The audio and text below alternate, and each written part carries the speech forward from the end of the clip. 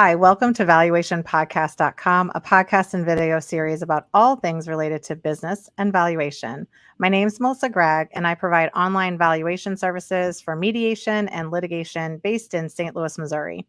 Today, we will discuss Donald Trump's tax return, and it's really a case study for divorce attorneys and what to look at in a personal tax return with Jason Soman. He's a valuation expert in Boca Raton, Florida. He owns his own firm, Accounting and Valuation LLC, and he's specializing in business valuation and forensic accounting in the context of divorce.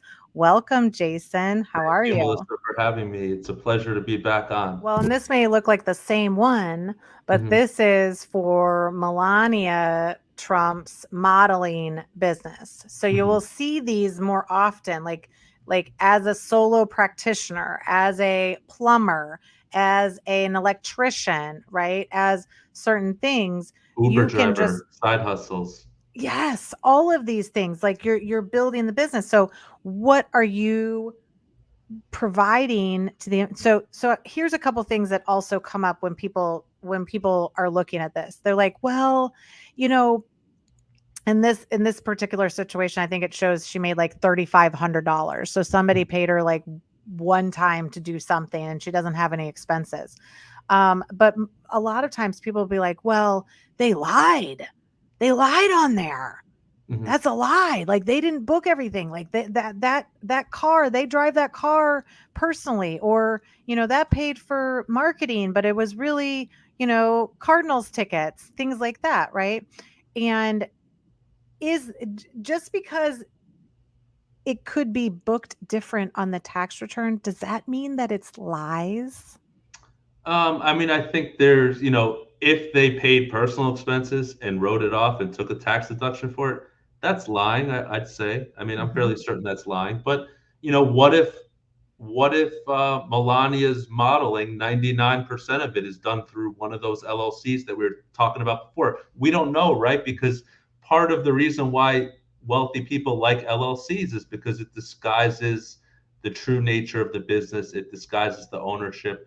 And I bet if you start looking up those LLCs on Google, you're gonna like run into a brick wall of like Wyoming or Nevada or Delaware LLCs that are owned by someone else. So like you're gonna have a hard time figuring it out. Yeah. Florida tends to be very easy, I'd say, relatively speaking, because you could go on Sunbiz and figure out like who these entities are registered to, and you can look at addresses. But I imagine if they want privacy, which they probably do, as First Lady and President of the United States at the time, they probably want privacy, and they got this figured out. They know what they're doing, and they're going to make it so it's hard to figure out. And I think not only from I don't know that they're doing it to fool the IRS, but I imagine it's also for liability reasons. They don't want Yeah. to they want to have a bunch of LLCs in between them and the business.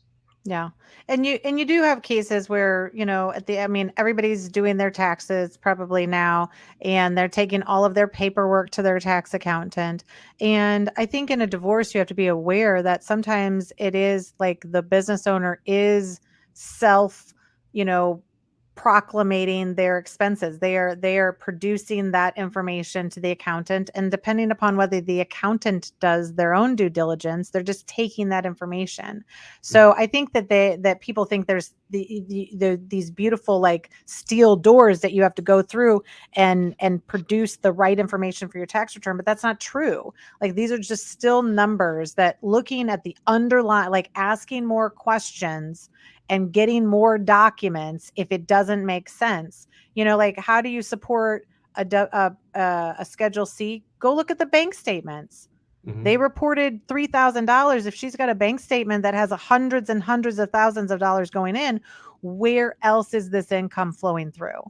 So you can still Absolutely. ask the questions without making the assumptions that we don't really know, until Mhm. we ask the questions.